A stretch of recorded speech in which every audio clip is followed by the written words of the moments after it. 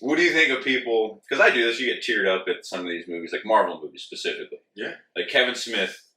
What I'm getting at is Kevin Smith saw the new Wakanda movie and like posted an ugly photo crying at the end and got a bunch of shit for it, but also a bunch of people were like, "Thanks for doing this." Like people give me shit for crying in the movies. No.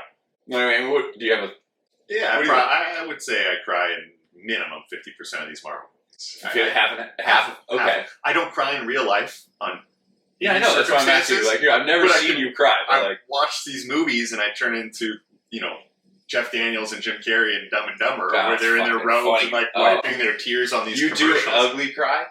Or is it like I'm not someone. That's that ugly scene, cry, but I mean that's how I feel. Where it's like ridiculous. You're watching a commercial with this dog on it, right? Okay, I see what you're saying. So it's like that's the you whole feel like thing. an asshole, but the tears are still coming. They're just coming. I don't care. I've watched. Yeah, dude, Guardians of the Galaxy. Guardians of the Galaxy 2 make me tear up at the end of 2 with Yondu. I mean, I just watched it for the 25th, 30th time. I'm no exaggeration. If you watch that scene, dude, you get tear up. I'm like, God every time I know what happens. Yeah.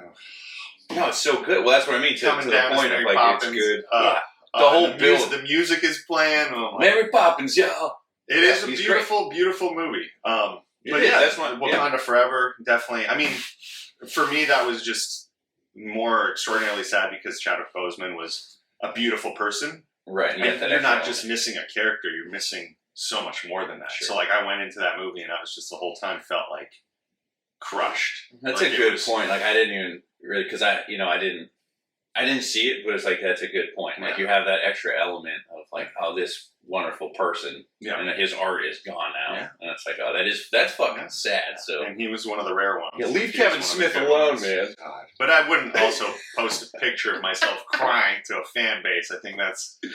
I agree with you. Their own, but I'm keeping that to myself and letting my, girlfriend make fun of me on her own. Well, I don't need the internet to make fun of me. I get it enough from my friends and my girlfriend.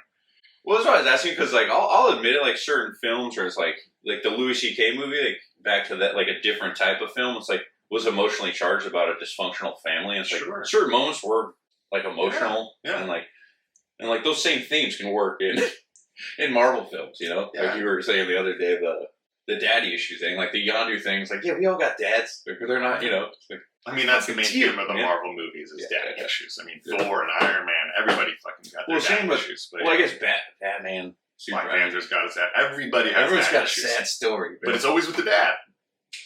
Yeah, in Marvel, I guess almost all superheroes, right? Like, they have a fucked up. It's big, but it's very rarely mommy issues. The Joker went hard on that one. Joker took all that fucking... Well, there's daddy issues. Check this out. But that's the best part, is that Marvel created movies that had emotion in it. Because growing up, the comic books, shows, and movies we had were fun. The cartoons are fun with X-Men and Spider-Man. The movies with, like, Tobey Maguire's Spider-Man, they're fun. Never once did I have an emotional moment of being like, this is a tearjerker in any of those movies. Which is the Tobey one? Yeah, the Tobey one. His uncle dies in the beginning. I couldn't give a fuck. Really? I remember being a kid being like... We all know he dies. I thought the original... we were like fucking 12, 13, whatever, but... I remember that one being okay. I remember... Again, it wasn't like Good Will Hunting, because I remember certain movies as a kid were definitely more... I just don't know. Influential, I guess. Sure, but... I've never seen like a Marvel movie. Uncle Ben dying is the same thing as Batman's parents dying, is the same thing. Like, these reoccurring things where I'm like, this happens every single time in the story, I don't care anymore. When you have Star-Lord's mom dying in the beginning, and this is the first time you're seeing this, and she's trying to grab his hand, and it's like, holy crap, this is what I'm supposed to feel. Yeah.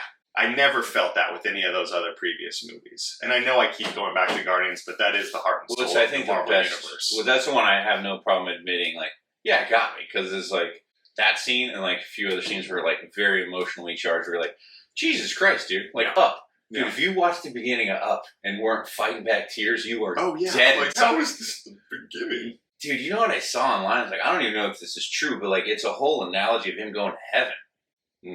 And that's his like lost son. Russell's his lost son trying to earn his wings. And I was like, a lot of people love to do those analogies. They say the same thing for Top Gun Maverick. Oh, it's him dying? No, they're like, he dies in the first 5 minutes of the movie, and the rest of it is just him, in purgatory or going to heaven and fixing all these things. And I'm like, They do say that about a lot of movies. Why is this like a common theme? They're not dead. It can't be in every movie. It can't be every movie. Can't be that. But it is funny. People will create their own, scenario. Well, with Up, it was like it. I mean, when I don't know, who the fuck knows? I only saw Up the one time just because it was so goddamn sad. Yeah. Well, I've seen it a couple times, but it was funny. Just on a quick tangent, I was on vacation with my girlfriend. We were in Costa Rica or something like that, and at night we'd get into bed and start watching a movie on the computer before we'd fall asleep. It's not 8, 9 o'clock. We're not going to bars or doing all that kind of stuff. It's like we have a full day. Let's just rest. Watch this. Yeah, I had never seen Up. She had, so I'm like on the bed watching. Shit. And she kind of like falls asleep, and like I finish the whole movie, and by the end of it, I'm just like, tears are rolling down my face, and she's asleep, and she kind of like wakes up, and she just started busting up laughing because I'm sitting there watching this film, crying, and she kind of comes out of nowhere looking at it, and she's never seen this before. We've been dating for a couple years. Okay, yeah. And so that was it's just a fantastic way of... Yeah, I'm a giant pussy. It was embarrassing, but I'm not going to hold back on those kinds of films. I don't hold back in movies. Cried in Fast and Furious 7. I could give a shit. The end of that movie, when I was in the theaters, everybody was crying. Is that the one after Paul Walker? See, that's where your point about Bozeman, like, I got to fucking shake hands with Paul. He was a local guy. Like, I met Paul Walker. Yeah. He was a local dude here in Santa Barbara. Met him at the Bowl. He was super cool. I think he'd already done a few of those movies. And I was like just a dude, and I was like, oh man, cool. Yeah. I'm not a fan of those movies, but that was super fucking sad. It was sad. Yeah. And then so losing people like that, that's why Wakanda Forever was so polarizing. It didn't need to be 2.5 hours, but it was still a good movie. I haven't heard good things about the 2 minutes. I mean, I've heard mixed things. About what? The movie. Oh, okay. Yeah, and sad Chadwick, that's unanimous. Oh, it's like the movie is a funeral for Chadwick Boseman. That's what I've heard. And I'm like, overwhelmingly it's a memoir. It is. You're like, but he deserved it. And sure. It was tastefully shot. But, he was 46. He crushed it. His career, like his run was fucking insane. But even if he didn't have that illness, dude, like his run of films was fucking crazy. Well, he did those last few films, knowing he had this illness, and he's like, these are important movies to make. Sure. Like these are really important characters and people, and and so. But his whole career was that way. I don't know the details of when he was diagnosed, but it was like the run of films that guy fucking went on was like, holy shit, dude. And you were battling a fucking major illness. 4 or 5 years he was battling cancer, I'm pretty sure. I feel like 4 years. Yeah, he did probably Jackie Robinson around. I mean, he did a bunch of really great roles. Yeah. I was like, yeah, man, of course it's sad. That's what I mean. We lost this beautiful artist. Yeah, he did Thurgood Marshall. That was a great movie where he played the lawyer. Like, he did monumental people, Jackie Brown. He played a lot of big characters. That's what I mean. He was an important actor, great American actor. Like, fucking, he'll be missed. Crushed it. Yeah. That's what was so sad. I was like, and like Black Panther was, that was the first time kind of me seeing him on screen, not animated. And I was like, this movie's awesome. Like, I can't believe they brought this character to life so well. And so I was just, the fact that we lost him so quickly, I expected him to be like the leader of the Avengers going forward for the next, 5, 6, 7 years. So I was yeah, they definitely. I mean, he definitely would have kept making those flicks, dude. Yeah, that's what that fucking. Yeah. But I guess the theme is these movies make me emotional. Well, yeah. Well, when you take it to a new route, I care. Yeah, a lot of people do care. That's where it's just like I don't think there's a right answer to that question. It's just like. I mean, because again, Kevin Smith admitted it, and then also said a bunch of young people reached out to him, like, "Thanks for saying this, man. A lot of people give me shit, and like, da da da." So we come from the old school of like, "Yeah, you're not allowed to cry. Stop being fucking." Yeah. Once I hit 30, I was like, I don't care anymore. I don't care anymore. Well, certain time, I mean, again, dude, like Good Will Hunting or like Shawshank Redemption. It's like kind of like ugly cry, but like, yeah, fucking tear, man. That's what the point of these films are. That's what story making is supposed to do. Yeah, and that's like the original point is like.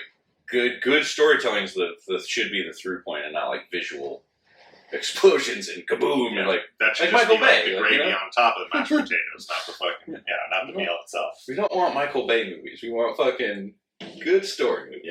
Yeah.